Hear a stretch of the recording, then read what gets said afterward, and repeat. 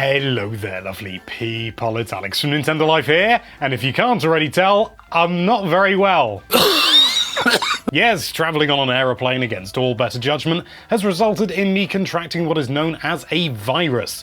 And according to the doctor, there is only one cure, and that is knockoff Joi Con. And wouldn't you believe it, shortly before I left, I got some knockoff Joi Con, which you're currently looking at right now. So, in order to make myself feel better and to give you a little bit of the old entertainment and maybe even a little bit of information, we're going to be having a damn good look at these things here, and that's about it. But anyway, that's more than enough waffling, let's dive right into things.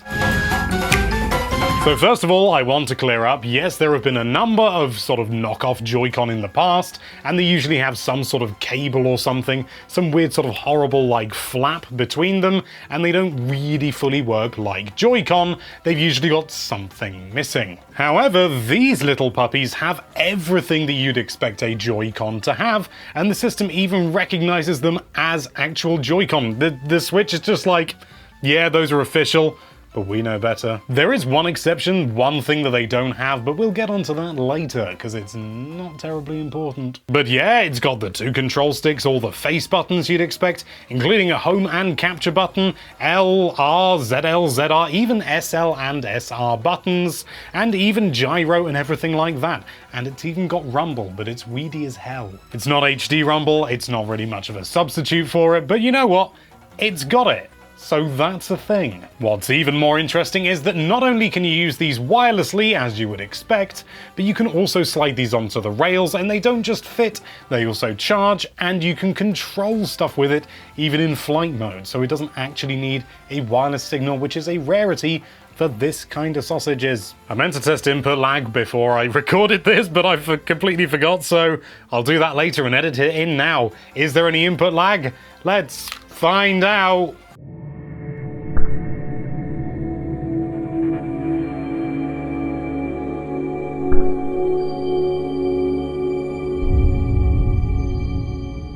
There are some slight differences in functionality, one of them being the way that they display the LEDs on the side.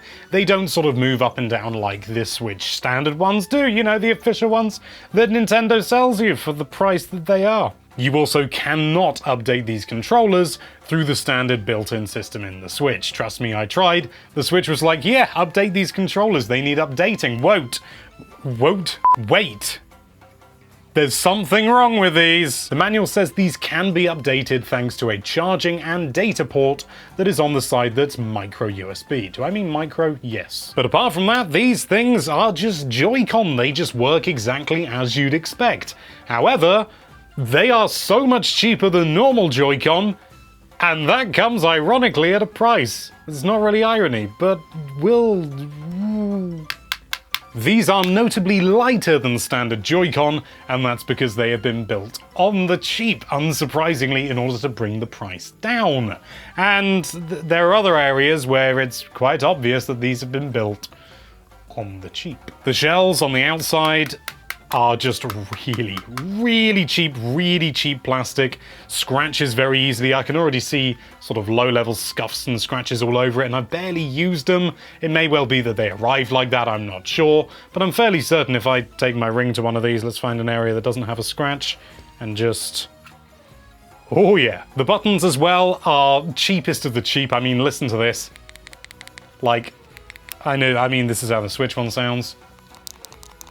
That's beefier, it's girthier. But the buttons in here are just sort of a very cheap standard part, and they're probably a standard part in the standard Joy-Con as well, but even so, these are mega cheap, and they're not very comfortable to use. There's quite a lot of travel on them, and they're sort of very springy. I mean, look at that! Look at that! You can't look at that. These sticks are concave for some reason. I'm really not sure why. Maybe it's a design. Actually, they're not concave, they're just flat. The sticks are flat for some reason, and I really couldn't tell you why. I mean, I don't know whether maybe it's a design choice or they wanted to differentiate themselves from the official Joy-Con. I really don't know, but all I do know is that I couldn't tell you exactly why, but convex just feels better with Joy-Con, and so this feels weird. It feels really weird. Although it has to be said that the ZL and ZR buttons actually feel pretty much the same. For some reason they've managed to get that right, but everything else feels just a little bit weird. I tried playing Smash and stuff like that on these, and it's not a great experience. It's definitely not the worst though. It's just not great. To be honest, I don't like playing Smash with Joy-Con anyway, so it's not a great comparison, but because of the amount of travel on the buttons and just using them, they're sort of spongy and just not very pleasant to use. I was curious about how these look on the inside, and so I opened one of them up, specifically the blue one. I didn't manage to get all the way through because I got bored, but even so, it was interesting to see on the inside because, yeah, the layout is somewhat similar to the standard Joy-Con, but at the same time, it does look a lot cheaper and a lot simpler. However, not as cheap as I anticipated. It actually looks relatively robust. Having said that, I can't speak for the button side, which is where all the important stuff is, so, who knows? All I know is that inside it doesn't look like a total car crash of just hot glue and sadness. So then what is the one feature that this is missing besides the HD part of the HD Rumble? So Rumble. Well, simply put, the right Joy-Con does not have an IR camera. And that's it. The weird thing is though, is that they've actually got a space for one. And I can't say exactly why they decided to do it this way. Maybe they wanted to put an IR camera on there and then, you know, to cost cut or something like that, they just decided, nah, don't bother, because it really isn't that important a part of the whole sort of Switch experience. Yes, it's true, you won't be able to use this with like Labo, for example, because of that requires the IR camera, but to be honest, I don't think you can use this with Labo anyway. I haven't tested it, but it's the wrong shape. In fact, let's give that a go. No. So they're cheap, light, flimsy, and just overall not a great experience. But you know what? I kind of feel like I could maybe recommend them. Now, don't get me wrong, if you can afford to buy a proper set of Joy-Con, I would say go for that every single time. However, if you really just need another pair of Joy-Con that you don't need for Labo or anything like that, then these kind of fit the bill, you know, just about. They are very cheap and tacky, but they are very cheap. Like, how much did I pay? These cost me a grand total of £28 from the UK. However, you can order these from China directly if you can be bothered to wait 4 years or however long it takes. Considering that on Amazon, an official pair of Joy-Con will cost you over double that, that is a bloody good price. You are essentially getting twice as many Joy-Con for your money.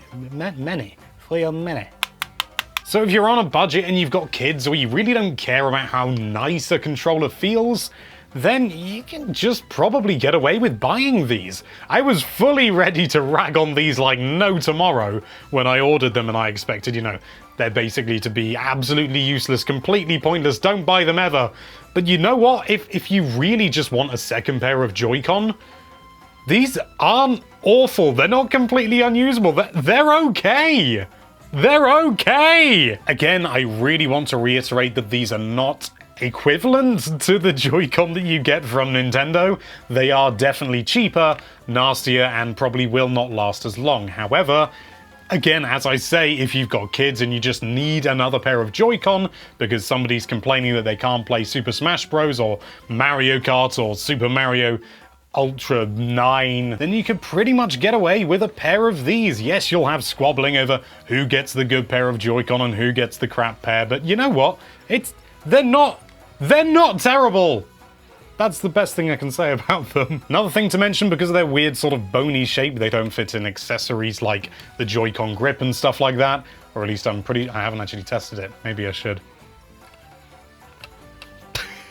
That's as far as I can get. If you want to pick up a pair for yourself, we're not going to have any links in the description or anything like that, but I'm sure you can find them by searching Joy-Con and searching by cheapest first. Although again, I really can't stress this enough, if you can afford to buy an official pair, buy them every single time over these. Like, seriously. Because these are not nice. But they work, and they're okay.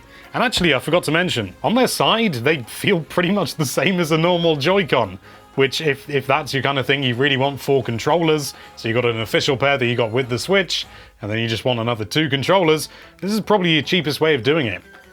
Nice. Thank you so much for watching. If you like this video, then why don't you surprise yourself with a cheap but actually weirdly functional set of that subscribe. I've just dropped the Joy-Con on my knackers. And be sure to check out NintendoLife.com for all sorts of lovely Nintendo related content.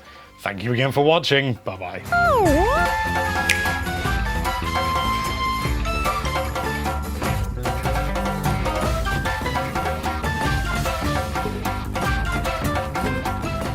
These are notably lighter than Standard Joi Con, I think.